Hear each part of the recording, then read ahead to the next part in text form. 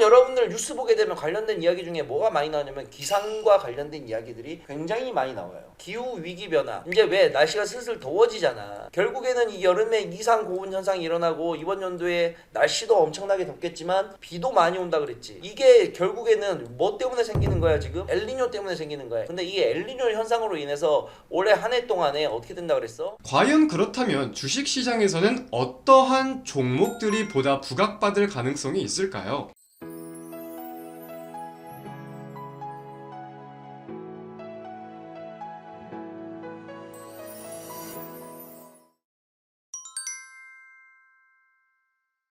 네, 반갑습니다. AP투자연구소의 이호수 전문가입니다. 반갑습니다. 엘니뇨 현상에 대한 우려가 확대되고 있습니다. 이는 결국 이상기후임에 대해 인지를 하고 생활 환경이 어찌 변할지에 대해서 우리가 분명 살펴볼 필요가 있겠는데요. 현재 정부에서는 폭우 피해로 인한 농산물 물가 급등을 막기 위해서 대책을 마련하고 있다고 하였으며 엘니뇨에 대해서는 한국뿐 아니라 다양한 국가들이 분명 우려감을 가져야 한다는 점에 대해 이 현상의 크기에 따라 증시에도 어느 정도의 파급력이 있을지 지켜볼 필요가 있겠습니다. 그래서 오늘은 이 슈퍼 엘니뇨가 대체 뭔지 쉽게 한번 이해를 해보고 관련된 종목까지도 살펴보는 시간을 가져보도록 하겠습니다. 자, 그렇다면은 원래 기본적인 구조에 대해서 먼저 한번 살펴보도록 할게요. 태평양을 기준 잡아서 보았을 때 기본적으로는 이 대기 대순환에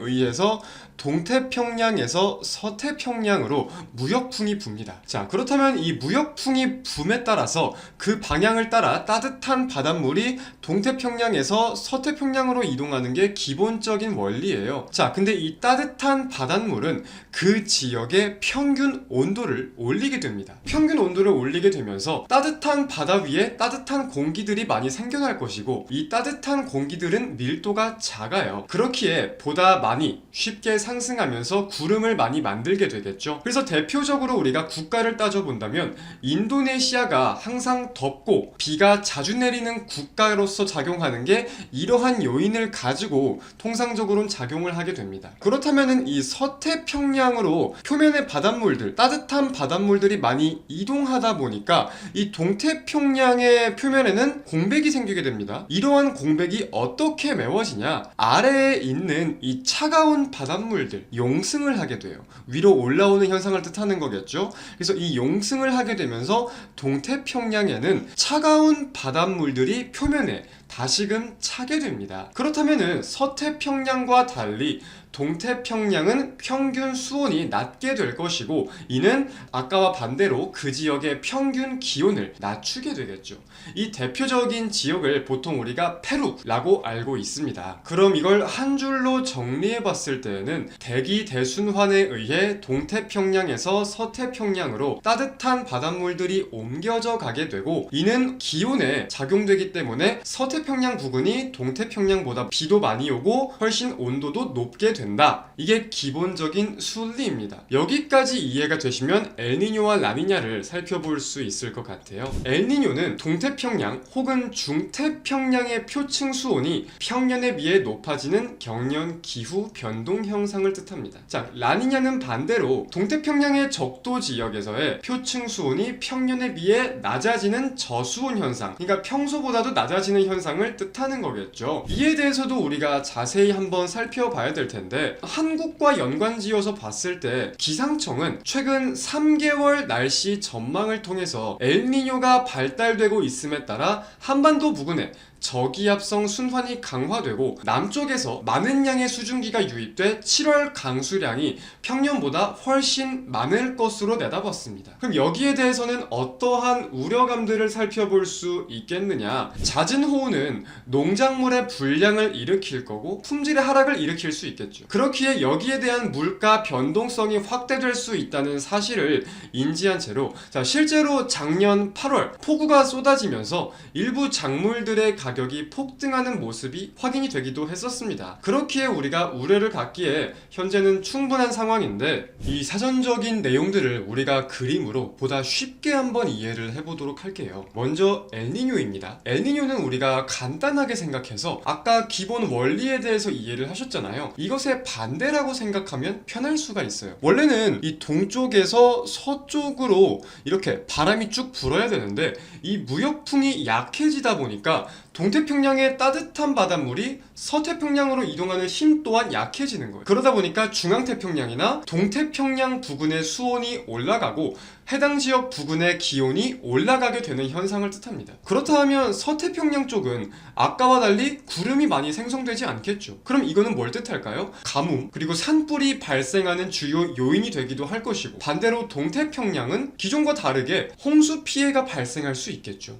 기존의 서태평양처럼 평균 기온이 올라가고 구름이 생기게 되니까. 그래서 이 엘니뇨에 대해서 한국을 연관지어 본다면 평년보다는 많은 강수량이 예상된다는 게 기본적인 전제예요. 그래서 이에 따른 물가 폭등, 아까 말씀드렸던 내용과 꾸준히 연관지어서 다양한 내용을 살펴보아야겠고, 일반적으로 이 농작물의 피해, 그리고 수온이 높아짐에 따라서 영양염류라던가 용존 산소가 감소하기도 해요. 그리고 이는 어획량의 감소를 일으키게 될 겁니다. 역시 당연히 물가 상승으로 이루어질 수 있는 요인이겠죠.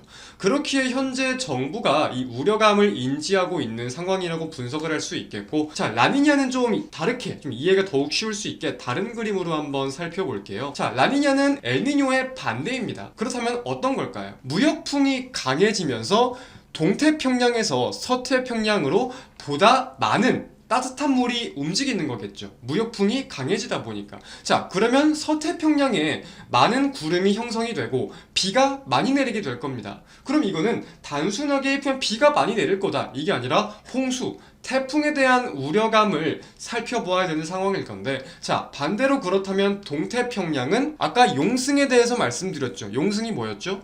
이 동태평양의 표면에 공백이 생기다 보니까 심해의 차가운 물들이 올라오는 거예요. 그럼 이 용승이 강해지다 보니까 동태평양의 기온이 하강되게 되고 구름이 만들어지지 않으니까 가뭄, 산불을 발생시키는 주 원인이 될 수도 있겠다. 이렇게 우리가 이해를 해볼 수가 있을 것 같습니다. 사실 근래까지는 우리 대한민국은 라니냐로 인해서 최근까지 좀 겨울이 굉장히 추웠었다고 해요. 하지만 이제는 반대로 겨울의 날씨가 따뜻해질 수 있는 가능성도 따져볼 수 있겠지만, 뭐 현재로서는 우리가 겨울을 생각하기보다는 당장 7, 8월의 태풍, 폭우들에 대한 피해, 그리고 이에 대한 우려감들을 인지하고 있어야 될 텐데, 과연 그렇다면 주식시장에서는 어떠한 종목들이 보다 부각받을 가능성이 있을까요? 뭐 사실 굉장히 많은 종목들이 있을 텐데, 뭐 그 종목들을 제가 다 나열을 할 수는 없을 거고, 좀 우리 주린이 분들을 위해서 대표적인 종목들만 이렇게 정리를 해봤어요.